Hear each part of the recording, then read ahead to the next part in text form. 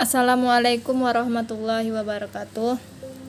Perkenalkan, nama saya Najiha Amalia, NIM 2320403101. Di sini saya akan menjelaskan konsep pembelajaran anak usia dini yang diampu oleh Ibu Dr. Hibana SAG MPD. Mata kuliah model pembelajaran anak usia dini. Di sini saya akan membacakan latar belakang. Setiap makhluk hidup membutuhkan pendidikan, baik itu pendidikan formal, non formal maupun informal.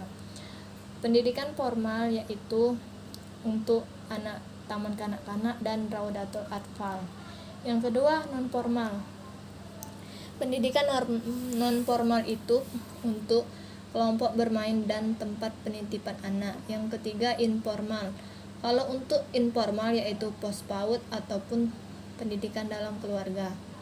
Pembelajaran anak usia dini merupakan proses interaksi antara anak, orang tua, ataupun orang dewasa lainnya dalam suatu lingkungan untuk mencapai tujuan perkembangan. Di sini rumusan masalahnya terbagi menjadi 4. Yang pertama, apa itu pendidikan anak usia dini? Yang kedua itu apa itu pembelajaran anak usia dini? Yang ketiga itu bagaimana prinsip-prinsip pembelajaran anak usia dini. Yang terakhir, tujuan dari pembelajaran anak usia dini itu sendiri. Di sini pendidikan anak usia dini adalah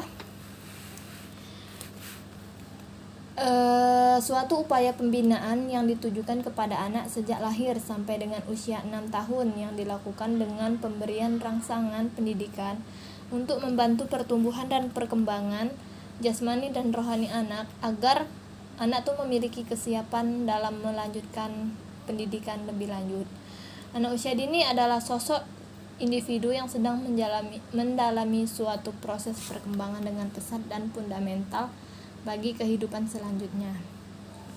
Sedangkan perkembangan anak usia dini yaitu anak usia dini berada pada masa keemasan atau golden age. Masa ini disebut sebagai masa keemasan sebab banyak terjadi perkembangan yang sangat menakjubkan atau yang pesat.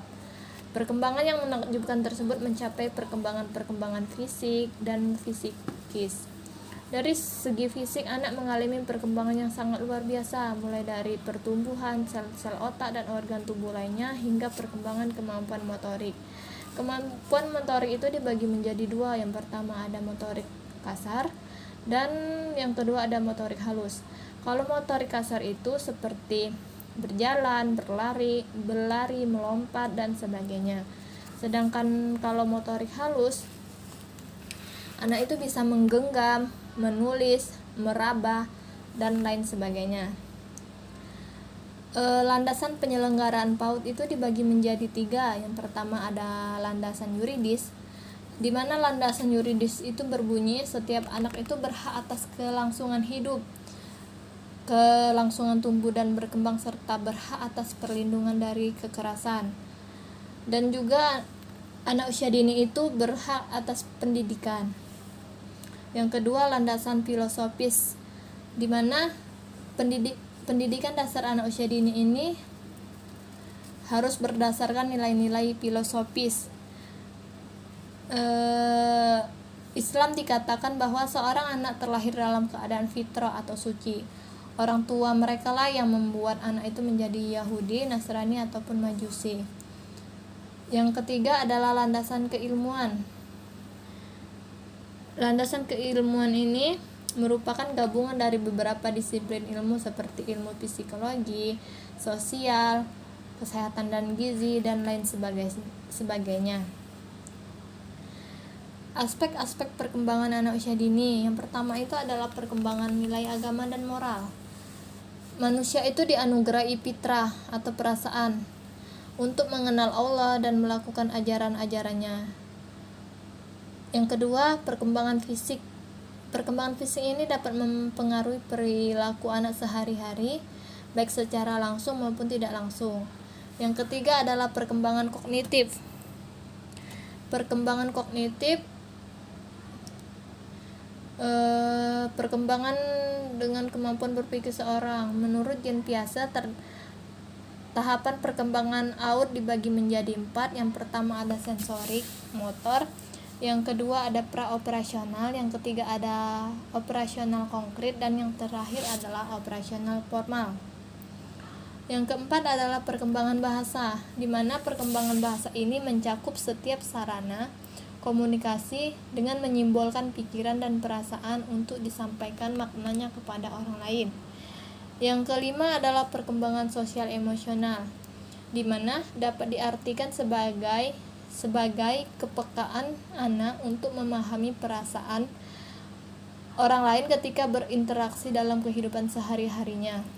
Dan yang terakhir adalah kreativitas anak, di mana kreativitas anak ini adalah suatu kemampuan seseorang untuk menghasilkan komposisi produk atau gagasan apa saja yang dasarnya baru dan sebelumnya tidak dikenal perbuatannya.